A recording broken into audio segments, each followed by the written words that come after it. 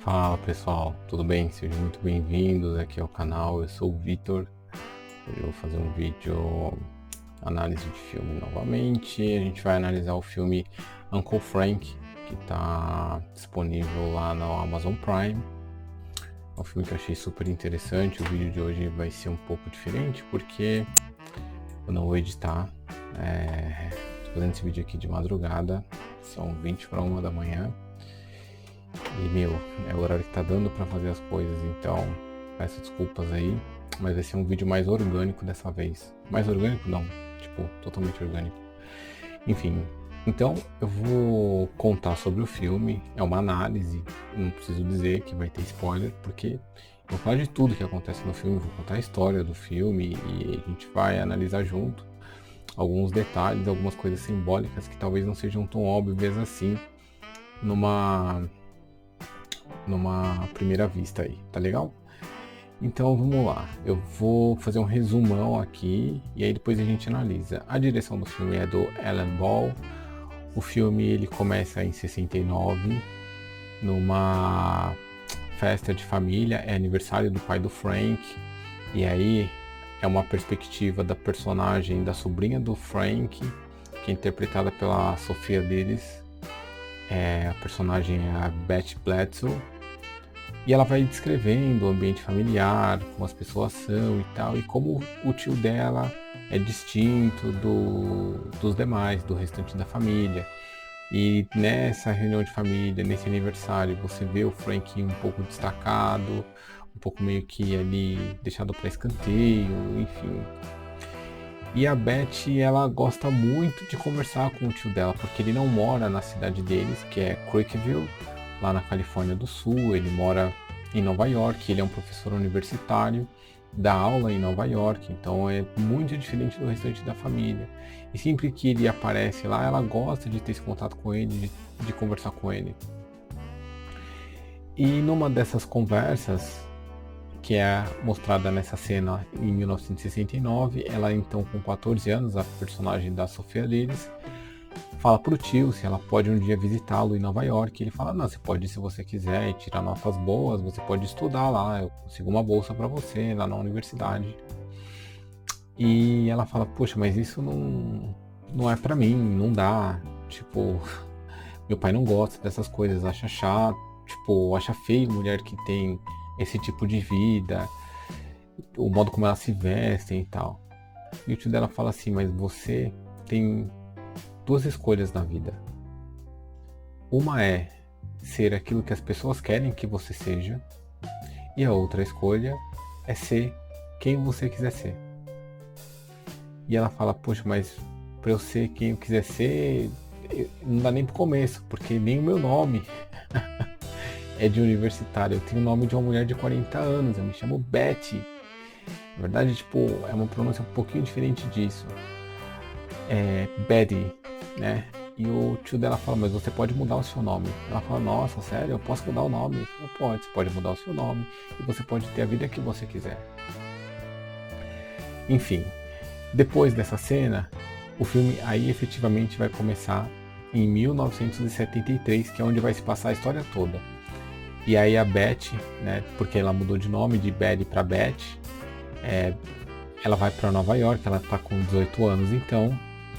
E aí o tio Frank, que é interpretado pelo Paul Bettany, que é professor lá na faculdade, acolhe ela lá na cidade, na faculdade e tal, mas ele mantém um certo distanciamento. Alguns dias depois que ela tá na faculdade, ela conhece um garoto. Quando ela chega lá, ela meio que se apaixona pelo menino, porque eles dão um beijo e tal. Eles dão algumas risadas junto, conversam, tudo. E ela descobre que o tio dela vai dar uma festa no apartamento. Só que ele não a convidou. Mas como ela fica sabendo da festa, ela aparece no apartamento, junto com esse garoto que ela estava começando a namorar. Porque eles deram um beijo e ela considerava que eles já estavam namorando. Ela leva ele até a casa do tio. E aí na festa, ela acaba descobrindo que Frank é secretamente gay e ele mora com um homem chamado Wally, que é chamado de Wally, interpretado pelo Max Seed. e ele tem esse relacionamento homossexual há mais de 10 anos. Esse garoto que a sobrinha do Frank leva pra festa acaba dando em cima do Frank, porque o garoto era gay. E enfim, o Frank rejeita o avanço do menino lá e tal. E depois ele pede pra Beth não contar pra ninguém da família que ele era gay, porque ele não estava pronto para assumir ainda, apesar de todos esses anos. E tudo bem, a sobrinha dele tinha bebido um pouco, dormiu lá na casa deles. E no dia seguinte toca o telefone e o Frank é avisado que o avô da Beth, que é o pai dele, Dad Mac, havia morrido de um ataque cardíaco repentino. O Frank então concorda em levar a Beth de volta à Carolina do Sul para o funeral. Só que o Wally, que é o companheiro do Frank, pede para ir junto e conhecer a família. Só que o Frank se recusa. Ele ainda não está pronto para revelar a verdade para todo mundo. Só que o Wally aluga um carro, acaba seguindo eles, o Frank descobre e depois o Frank acaba concordando em deixar o Wally ir até a cidade de Creekville, onde vai acontecer o funeral.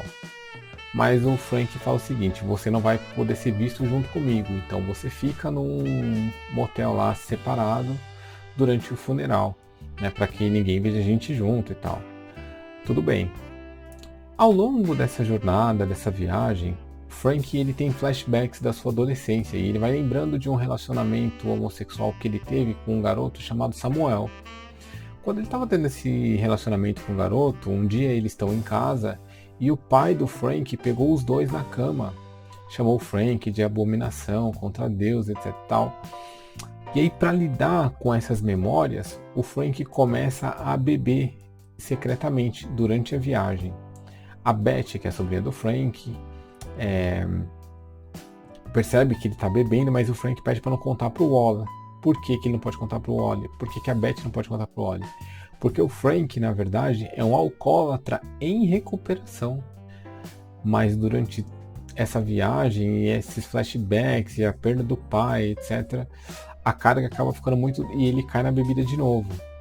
Enfim, eles chegam lá para assistir o funeral depois dessa viagem, ler o testamento, e essa para mim é a cena mais tensa e a melhor cena do filme, a leitura do testamento, porque durante o filme todo você vai percebendo o modo como o pai do Frank trata ele mal, como o pai do Frank não gosta dele e tal. Só que chega na hora do funeral, você acha o Frank um cara tão equilibrado, tão sensato, e você vai pensando o que é que vai vir nessa leitura do funeral. Será que o pai vai efetivamente aproveitar esse momento de se despedir e falar: olha, me desculpa, me perdoe, não sei, de repente falar: eu não consegui lidar com isso, mas eu quero que você... Enfim, não sei. Ou se o cara iria aproveitar aquele momento para enfiar uma faca no peito do Frank, depois de morto. E essa cena da leitura é interessante porque tá a família toda reunida e os membros da família que não sabem da homossexualidade do Frank, mas sabem da forma como o pai o tratava, sem entender ao certo motivo, todo mundo fica um pouco tenso. Então você vê os olhares, a leitura do testamento começa com a mãe do Frank, tem os irmãos, o Frank deixado por último, mesmo sendo o filho mais velho. E quando chega na vez do Frank, o que acontece? O pai dele joga tudo ali na frente de todo mundo. E o Frank descobre que ele foi cortado da herança do pai e no testamento o pai ainda expõe a homossexualidade do Frank para a família toda.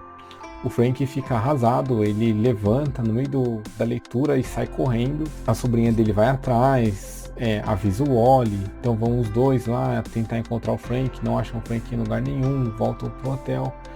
De repente o Frank aparece de volta lá no hotel, ele e o Wally tem uma discussão ferrada, daí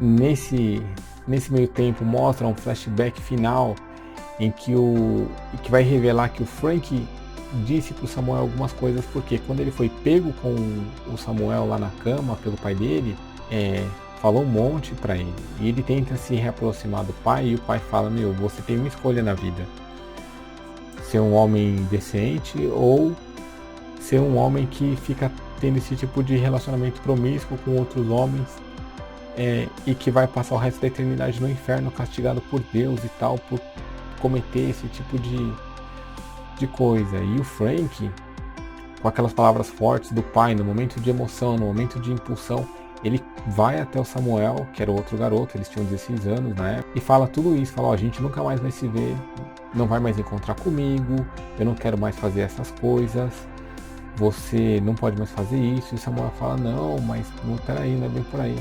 Não, é sim, se você quiser ser uma aberração, se você quiser ir contra as leis de Deus, você vai passar a sua vida toda no inferno, mas eu não vou fazer isso. E ele fala tudo aquilo que o pai dele havia jogado nele, ele joga de volta no outro garoto e vai embora. Só que o outro garoto sente aquela carga muito pesada, não aguenta e se mata. E por isso é que o Frank carrega toda essa culpa, toda essa questão de... Porque além de ter sido pego pelo pai, ainda o garoto se matou depois da conversa que eles tiveram, em que o Frank falou todas essas coisas. Então você vê que o Frank, ele tem uma bagagem bem pesada. E ele, no meio desse conflito todo, chorando, ele vai até a sepultura do Samuel. E o Wally encontra ele lá, eles conversam. A sobrinha do Frank chega até o cemitério, encontra o Frank lá e fala, olha, você precisa voltar para casa, porque tá todo mundo te esperando. E o Frank fala, não, eu não vou voltar. Não dá, não tem condições, depois de tudo que aconteceu, e eu não tenho mais família. É o que ele pensava. E a sobrinha dele dá uma chamada, porque fala assim, ó, peraí, eu tive uma conversa com você 4 anos atrás que mudou a minha vida. Sobre assumir quem eu sou e a minha identidade. Agora você não quer assumir quem você tem vergonha de quem você só pode ser você se você estiver num lugar onde as pessoas aceitam o tipo de pessoa que você é, senão você tem que ser outra pessoa. E aí ele se recompõe e acaba voltando até a casa da família, deixa o Wally conhecer a família dele, ele leva o Wally para apresentar para todo mundo. E embora o cunhado do Frank seja incapaz de aceitar esse relacionamento homossexual entre o Frank e o Wally, os irmãos do Frank e a mãe dele não tem problema nenhum com isso, recebem o Wally super tranquilo, super bem. E aí acaba o filme.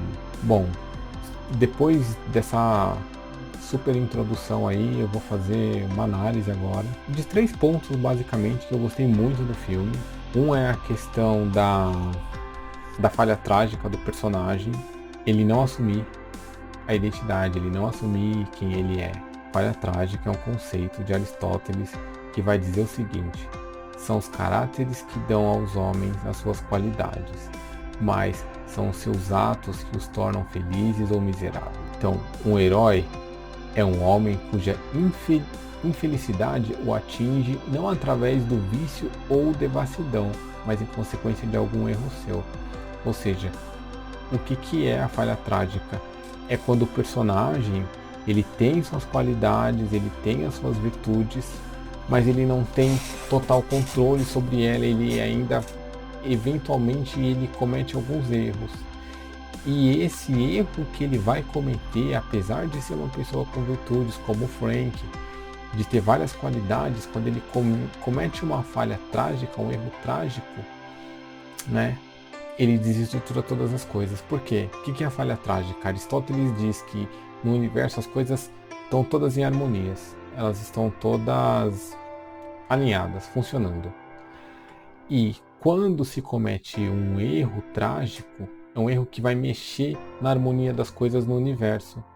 E aí tudo bagunça. Então a partir daquele erro, tudo vai virar uma tragédia, né? Isso é o que acontece no Uncle Frank. Qual foi a falha trágica dele? Por ele ter uma personalidade impulsiva e que dentro dessa impulsividade dele, ele faz as coisas ali no imediatismo, é aí que vai acontecer a tragédia, porque ele não assume a identidade dele. Quando o pai dele pega ele com o Samuel lá na cama e o pai dele confronta, o que você vai ser? Você vai ser esse lixo de gente ou você vai ser um homem decente, né? Ele não assume a identidade. Ele vai negar a si mesmo para satisfazer aquilo que o pai está colocando.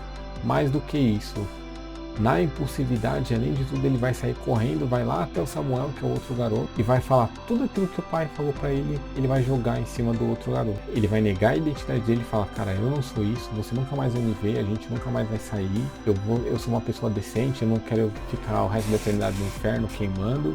Dentro desse contexto, o outro garoto, que é o Samuel, vai morrer, né? E não aguenta a carga de coisas ali que o Frank coloca pra ele, e o Frank vai carregar essa culpa pelo resto da vida, vai entrar lá no alcoolismo, aí vai viver uma vida em paralelo, em Nova York, outra junto da família, não vai conseguir ser integrado na família, enfim, uma série de coisas que saem da harmonia. Quando é que isso cessa? Quando morre o pai do Frank, né? Então a falha trágica, ela vai sempre precisar da morte para restabelecer a ordem das coisas. Então é a partir da morte que as coisas voltam a funcionar. Por exemplo, se a gente for pegar Romeu e Julieta, quando é que as coisas ficam numa boa? Depois que morrem os dois. Aí é que as duas famílias super inimigas, Montecchios e Capuletos, se entendem depois da perda, depois de verem aí o quão ruim era aquela animosidade entre as duas famílias. No caso de Otelo, que é uma outra peça shakespeariana, né? Morre um monte de gente lá dentro do quarto, e aí depois dessas mortes é que a ordem das coisas é restabelecida, o amigo dele assume o posto de governador, vai condenar o inimigo do Otelo, enfim, etc. A morte tem esse papel nessas peças, é o papel de abrir uma nova ordem, de cessar a tragédia, de começar o novo. Mas a morte tem que vir, e no caso do Frank, é só na morte do pai que ele vai conseguir assumir a identidade dele. Precisa o pai dele morrer e colocar lá no testamento que ele é homossexual e contar para a família toda, para daí sim ele ser reinserido dentro da família, agora sim de uma forma plena, 100%, assumir o óleo, assumir o relacionamento, assumir a sua identidade, assumir quem ele é. Então tem a questão da falha trágica, que eu achei um ponto legal da gente fazer a análise aqui no filme do Frank, tem a questão da morte, o simbolismo que ela tem nessas obras, e eu acho que o filme do Uncle Frank é muito shakespeariano, assim, por conta de todos esses elementos. A falha do Frank, que é a negação da identidade, é a mesma falha que é cometida por Édipo no mito. Édipo nega a sua identidade quando o oráculo fala para ele, ó, você vai matar o seu pai e vai se casar com a sua mãe. Ele nega isso, ele foge, e por fugir, por negar a sua identidade, é que vai acontecer toda a tragédia. Outro ponto legal que eu acho bacana da gente analisar aqui, obviamente, que é o ponto central do filme do Uncle Frank, é a questão da identidade, né? Já dizia Sócrates, conhece-te a ti mesmo, porque esse é a coisa mais importante. Para você assumir a sua identidade, você tem que primeiro se conhecer. A partir desse ponto, o que a gente pode pegar aqui das questões de identidade que nós notamos no Uncle Frank, a importância que é dada para a identidade dentro desse filme, né?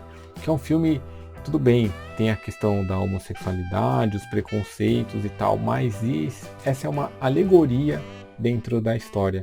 Ela não é o tema central. O tema central do filme é a questão da identidade, de você primeiro saber quem você é e assumir quem você é. Esses são os pontos de que Uncle Frank está tratando, pelo menos na minha análise aqui, é o que eu acho mais relevante. Então ele vai logo de cara dar a questão da significância do nome, né? A importância que o nome tem na nossa identidade. Então a sobrinha dele, ela vai ressignificar toda a vida dela a partir de uma identidade nova que ela assume. Quando ela vai para Nova York, já vai com um nome novo, então ela se sente uma nova pessoa, ela ressignifica a sua própria identidade, a sua vida, né? Isso é muito legal, é muito importante. Lembra, por exemplo, outra obra shakespeariana, que é Romeu e Julieta, quando tem um diálogo que a Julieta está lá devagando em torno dessa questão do conflito das famílias, que são apenas nomes. Ela fala, poxa, Montecchios, Capuletos e tal. E Romeu, ouvindo ela pensando ali em voz alta, ele diz o seguinte para ela: chama-me apenas de amor e serei novamente batizado. Olha o que ele está falando. Eu vou me ressignificar, eu vou abandonar a minha identidade para assumir a identidade que você está me dando, o significado que você está me dando. O Romeu, etimologicamente, o nome, ele vem do Romeiro, né? Aquele que vai em direção a Roma, aquele que está caminhando. Quando ele encontra Julieta, é como se ele tivesse chegado ao destino. Ele não é mais agora o Romeiro, ele não é mais o Romeu, ele não é mais aquele que caminha em busca, não, ele é aquele que encontrou. Chama-me apenas de amor.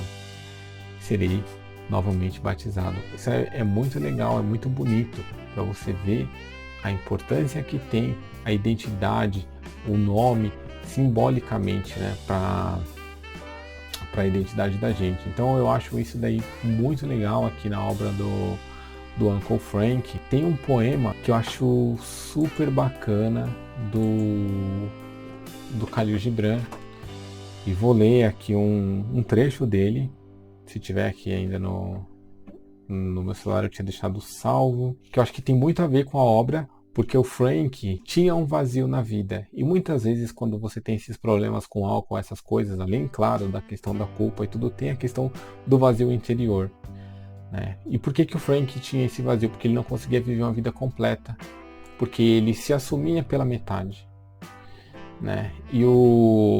Então você assumir um amor que você tem, uma vida que você tem, assumir alguma coisa, assumir a sua identificação perante a algo, você mesmo ou alguma coisa, é muito importante. E o Gibran tem um trecho do poema que ele vai falar o seguinte aqui, ó. Vou ler para vocês. Se no vosso medo buscais apenas a paz do amor, o prazer do amor, então mais vale cobrir a nudez e sair do campo do amor, a caminho do mundo sem estações, onde podereis rir, mas nunca todos os vossos risos, e chorar, mas nunca todas as vossas lágrimas. Isso é o que acontece quando a gente tem medo do amor, das responsabilidades que ele tem. A gente foge, a gente pode até viver uma vida com risos e lágrimas, mas vai ser uma vida pela metade, vai ser uma vida incompleta. Entende? Então acho que essa é a mensagem do filme, essa é a mensagem aí que eu deixo para vocês do Gibran, para nossa reflexão. Espero que vocês tenham gostado da análise. Sei que ficou longa, sei que não deu para editar, mas enfim. É isso, pessoal. Obrigado e até o nosso próximo vídeo, com certeza ainda em 2021.